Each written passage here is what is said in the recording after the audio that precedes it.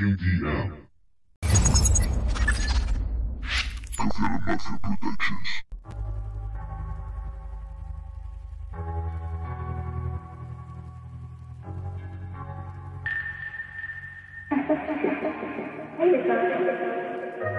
He corrido 1.000.000 de kilómetros, he vivido un infierno y atónito.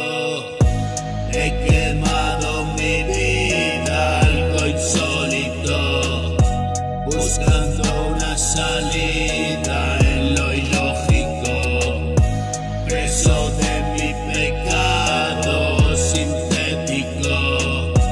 Morí de maravillas e histérico, oigo voces, voy esquizofrénico, desayuno con antipsicóticos y meriendo mis antiepilépticos.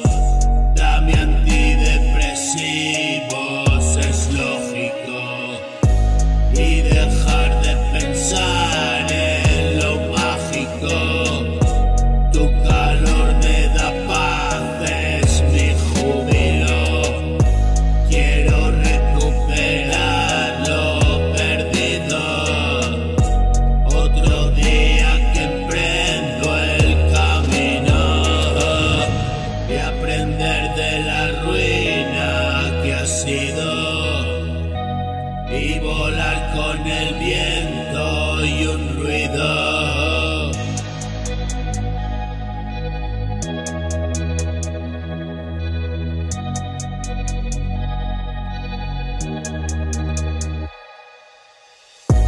Y volar con el viento y un ruido.